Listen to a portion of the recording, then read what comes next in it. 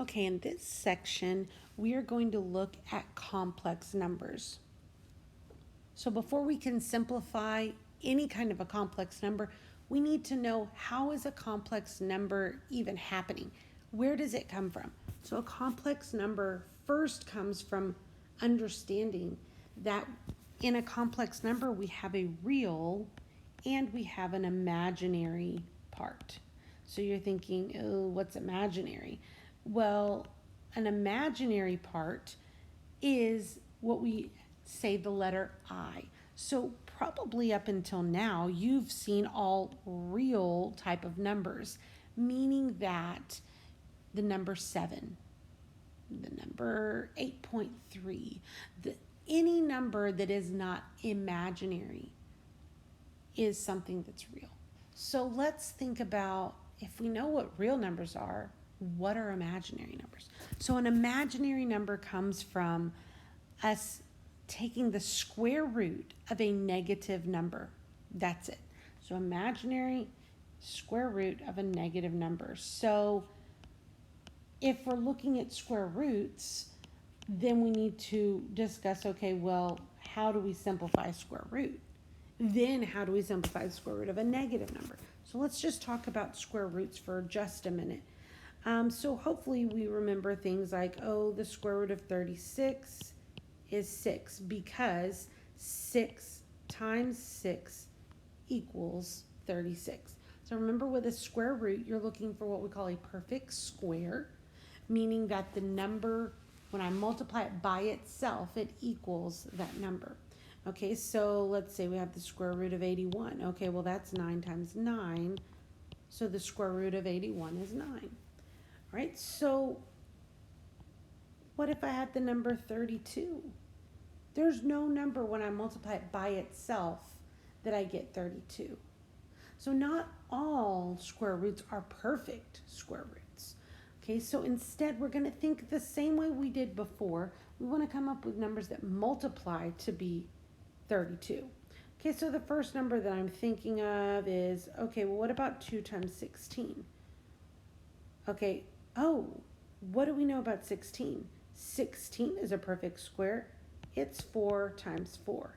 So instead of writing 16, I want to write 2 times 4 times 4, because I could say that 16 is a perfect square, it's 4, and then I'd have a 2 left over. We call this a factor tree, where I find a perfect square, I take the perfect square outside and leave what's left over underneath. So let's do another one of those. Let's say we had the square root of, say, 72. So 72, I'm thinking of, okay, well, that could be 9 times 8. Okay, well, oh, the perfect square of 9 is 3, so we're going to take 3 on the outside. But 8 has more things. 8 could be, I don't know, let's say 4 times 2. And isn't 4 a perfect square? 4 can be 2 times 2. So I'm going to take out that 2 there. I still have this 2 left over. That's going to go underneath. So really what I have is 6 square roots of 2. Right, so we'll make ourselves what we call a factor tree. Write down all the numbers that multiply. Anything that's perfect square we bring on the outside. Anything that's left over we bring on the inside. Let's do one more, just make sure we've got it. Let's say we've got the square root of 108. Let's break that down. I could say, well, that's 54 times 2. Well, 54 is, well, that's 27 times 2. Oh, well, 27 is 9 times 3. Well, 9 is 3 times 3. So let's cross off all the ones that kept breaking down. So now let's look at the ones that did not break down. 3 times 3 is 9. That's a perfect square. 2 times 2 is 4. That's a perfect square. And then I still have this lone 3 left over, which would go inside. So here I would have 6 square roots of 3. See, all I'm doing is I'm multiplying what's on the outside. So that is what we call a factor tree. So we're simplifying those square roots.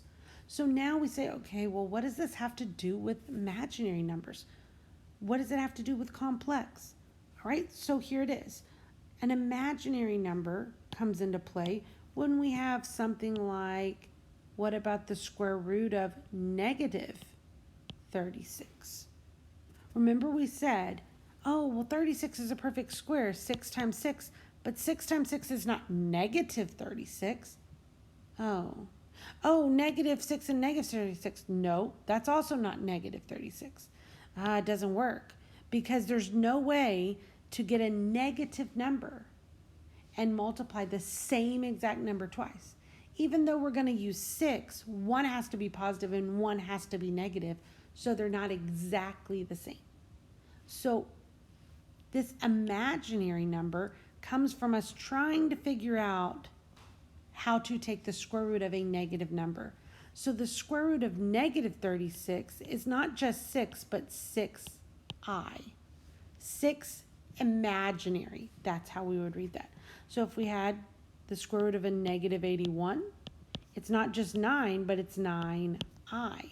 So really all we're doing is taking and putting an I out there. So if we had a negative 32, it would just be 4i square root of 2, right? You see, all we're doing is we're just adding an I to our answer.